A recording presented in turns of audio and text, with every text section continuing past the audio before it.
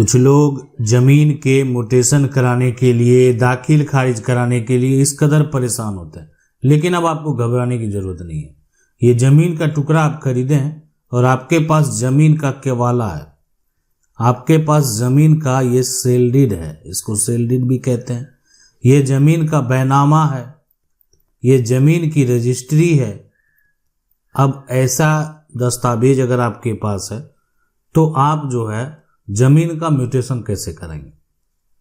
देखें, सबसे पहला ये जमीन का जो काम है, यानी ये जो जमीन देख रहे हैं आप, ये प्लॉट नंबर जो इसमें मौजूद है ये इसमें दर्ज होना चाहिए। ये जो जमीन आप देख रहे हैं इसमें इसका जो पोजीशन है, जिसको आप कह सकते हैं चौहद्दी, ये भी एक इसमें दर्ज होना चाहिए। और पोजीशन यानी कब्जा भी जो खरीदार है उसका होना चाहिए। जो जमीन को खरीदा है, जिसके नाम से जमीन का केवाला है, उसके पास जो है कब्जा भी बरकरार है। तो म्यूटेशन जो है फिर भी कराने में बड़ा समस्या हो रहा है उनको। तो पहला उपाय वो लोग क्या करते हैं, जो नियम प्रक्रिया है उसको देखें। अब ये पहला उपाय, दूसरा उपाय, तीसरा उपाय करेंगे कैसे, और करेंगे तो उसका निष्कर्ष निकलेगा कैसे, ये समझना बेहद जरूरी है। तो अगर आपका भी कोई भी दस्तावेज का जो है म्यूटेशन जो है नहीं करा पा रहे हैं, जमीन का बंटवारा जो है करके अपने नाम से जमीन का दाखिल खारिज नहीं करा पा रहे हैं, तो ये आपको ध्यान से देखना चाहिए। तो देखें, यहाँ पर जो है सबसे पहले ये सर्कल ऑफिसर है, सीओ हैं, यानी अंचल अधिकारी है, ये राजस्व अधिकारी है ये। अब यानी पहला ऑप्शन दिया गया कि आप ऐसा कीजिए। अब ये दस्तावेज को दिया कि आप जाकर ऐसा कीजिए कि ऑनलाइन अप्लाई कर लीजिए, यानी ये डॉक्यूमेंट है और इस डॉक्यूमेंट को आप जाकर ऑनलाइन जो है अप्लाई कीजिए। अब ऑनलाइन जैसे ही आप अप्लाई करेंगे, ऑनलाइन जब आप अप्लाई करेंगे ना, तो इसमें जो विक्रेता है, जो बेचा है, वो उसका नाम जो है वो तो लिखा आपको जमीन, तो विक्रेता का पहले से जमीन होना चाहिए। तो विक्रेता का नाम मिलाया जाएगा कि विक्रेता का जमीन है या नहीं है। तो विक्रेता का यह जमीन खतियानी हो सकता है, विक्रेता के पास ये जमीन जो है ये खुद यानी केवाला के तौर पर खरीदे होंगे। अब खतियानी जमीन है तो ये हो सकता है इनके दादा के नाम पर है, या इनके पिता के नाम पर है, और या अपने नाम पर है। जो भी है कोई दिक्कत नहीं होगा। आप जो है म्यूटेशन के लिए अप्लाई करेंगे, ये वेरीफाई होगा, वंशावली देखा जाएगा। अगर खतियानी जमीन है, केवाला जमीन है और खुद के नाम से जो है केवाला है, तो कोई और भी समस्या नहीं होगा। अब अंचल अधिकारी जो है वेरीफाई करेंगे, लेकिन उसमें अगर कोई समस्या इनको लग गया, कोई परिवार का लोग ऑब्जेक्शन करने आया गया, या कोई ऐसा जो है आसपास का लोग ऑब्जेक्शन लगा दिया, इनके पास जो है कोई भी, ऐसे सिचुएशन में ये आपके म्यूटेशन को रिजेक्ट कर देंगे। यानी अब उनको आगे ये पावर नहीं है कि वो टाइटल जो है को डिक्लेयर करें कि किसका टाइटल है। वो वर्तमान स्थिति को देखेंगे और वर्तमान स्थिति में जो ऑब्जेक्शन लगाया गया उनको लगेगा कि ऑब्जेक्शन जायज है, ऑब्जेक्शन जो है वो लग रहा है कि ऐसा हुआ है, ऐसे सिचुएशन में आपके म्यूटेशन को रिजेक्ट कर दिया जाएगा। अब रिजेक्ट तो हो गया, तो फिर आप जो है आप सेकेंड स्टेप में आपको भेज दिया जाएगा। सेकेंड स्टेप क्या है और कैसे होता है? अब यानी आपका जो रिजेक्टेड म्यूटेशन है ना, यहां से क्या हो गया, रिजेक्ट हो गया। अब जैसे यहां पर जो है रिजेक्ट हुआ, तो ये रिजेक्ट का आपको नकल निकाल लेना। नकल निकाल करके आप क्या करेंगे, यहां पर DCLR कोर्ट में आप अपील में जाएंगे। अपील में जाएंगे जैसे यहां पर, तो ऐसे सिचुएशन, ऐसे कंडीशन में अब दोनों पक्ष जो है ना उसको क्या कर दिया जाएगा, नोटिस दिया जाएगा और दोनों पक्ष को सुना जाएगा, आखिर कौन सही है कौन गलत है। ठीक है, ये जमीन मान लेते हैं जो है जमीन का बंटवारा नहीं हुआ है, कोई आपत्ति लगा दिया, या जमीन जो है एक तरह से जमीन का चौहद्दी सही से नहीं दिया गया, ये आपत्ति लगा दिया, जमीन पर है केस चल रहा है, ये आपत्ति लगा दिया। तो ऐसे सिचुएशन, ऐसे कंडीशन में मामला जब DCLR कोर्ट में जाएगा ना, तो DCLR कोर्ट में हर तथ्य को देखा जाएगा। लेकिन एक जो है आपके केस को सबसे बड़ा मुद्दा बनता है कि जमीन जो है उसको खारिज करने का वो है कि DCLR कोर्ट में भी आपका ये मामला खारिज हो जाएगा अगर पहले से कहीं पर कोई सिविल कोर्ट में केस चल रहा है। यानी अगर मामला आपका सिविल में है ना, तो फिर DCLR कोर्ट को कोई पावर नहीं है कि उसमें किसी प्रकार का हस्तक्षेप कर सके।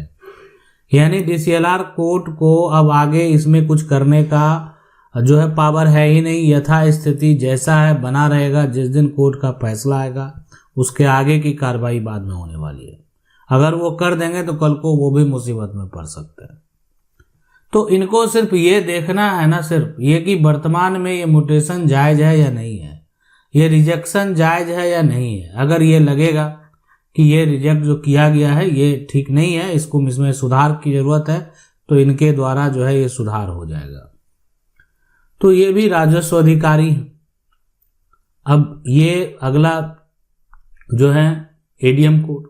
अब DCLR के फैसले से अगर कोई संतुष्ट नहीं है, कोई किसी का जमाबंदी को रद्द कराना चाहता है, कोई किसी के म्यूटेशन को तो कैंसिल कराना चाहता है। मान लेते DCLR कोर्ट में म्यूटेशन कर दिया, लेकिन आप उस म्यूटेशन से खुश नहीं है, आप उस म्यूटेशन को कैंसिल कराना चाहते हैं। तो ऐसा जब कंडीशन उत्पन्न होगा कि आखिर ये जो आप देख रहे हैं ना, ये मामला जैसे ही ADM कोर्ट में जाएगा तो आप जो है यहाँ पर ऑब्जेक्शन लगा दिए कि जमीन का जो म्यूटेशन है, जमीन का जो जमाबंदी किया गया, जमीन का जो रसीद काटा गया, ये जो है गलत है, यहाँ पर गलत है, इसको कैंसिल कराना होगा। ठीक है, ये कैंसिल करना होगा।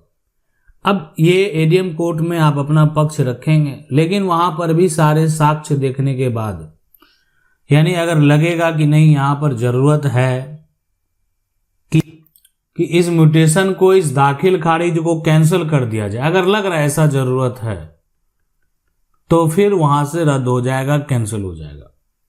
यानी म्यूटेशन कैंसिलेशन का केस आप जो है वो DCLR जो है के पास भी जा सकते हैं, या म्यूटेशन अगर आपका रिजेक्ट हो गया है तो अपील में आप जो है DCLR कोर्ट में जा सकते हैं।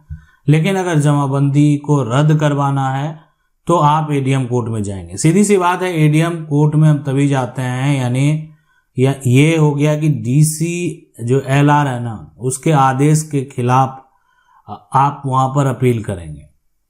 इसलिए कि ये डिप्टी कलेक्टर हैं लैंड रिफॉर्म के, तो ये जो है फैसला दे दिए। अब ये फैसला, इनका जो फैसला है, ये फैसला दे दिए। अब इस फैसला से ये लोग संतुष्ट नहीं है। ठीक है, संतुष्ट नहीं है तो इनके पास अधिकार है कि ADM कोर्ट में जाकर अपील कर सकते हैं। ये इनके पास अधिकार है कि अपना पक्ष जो है ADM कोर्ट में जाकर रख सकते हैं। अब लेकिन एक बड़ा सवाल उठता है कि जमीन का मान लेते बंटवारा हुआ, बंटवारा में जो है कोई फर्जी, या कह सकते हैं कि बिना बंटवारा किए जमाबंदी कायम कर लिया, बिना बंटवारा का जो है ना, बंटवारा का जमाबंदी कायम हो गया। मतलब है कि बंटवारा नहीं किया है, जमीन को बांटा नहीं गया है, बिना बंटवारा का ही जमाबंदी कायम हो गया। तो ऐसा सिचुएशन, ऐसा कंडीशन में आखिरकार क्या होगा? अगर बिना बंटवारा का जमाबंदी कायम हो जाता है, बंटवारा किया नहीं गया, तो आप जो है ADM कोर्ट में जाकर अपील कर सकते हैं, और आप यहां पर म्यूटेशन जो है, म्यूटेशन कैंसिलेशन, या कह सकते हैं जमाबंदी कैंसिलेशन जो है, जमाबंदी यहां पर कैंसिल करने का जो है केस फाइल कर सकते हैं। ठीक है, केस कि ये जमाबंदी जो है ये गलत तरीके से किया गया है और ये इस तरह का जमाबंदी रद्द होना चाहिए, आप उसको लेकर जो है केस फाइल कर सकते हैं।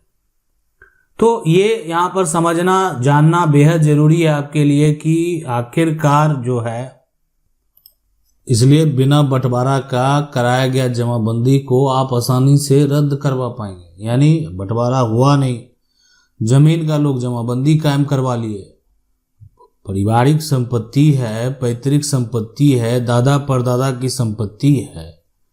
अब अगर उसका कोई बंटवारा करता नहीं है और गलत तरीके से अपने नाम पर जमीन करवा लेता है, तो आप उसको जो है, उस म्यूटेशन को, उस जमाबंदी को कैंसिल करवा पाएंगे एडीएम कोर्ट से जमाबंदी रद्दीकरण का केस फाइल करके, और वो रद्द भी होगा।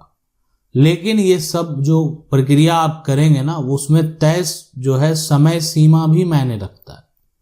अब ये काम हुआ है और ये काम 20 साल पहले हुआ, तो 20 साल पहले हुआ, आप समझ सकते हैं 20 साल पहले जमाबंदी कायम करवाया गया और आज तक आपने उन पे ऊपर कोई कार्रवाई नहीं की, अब दावा कर रहे हैं।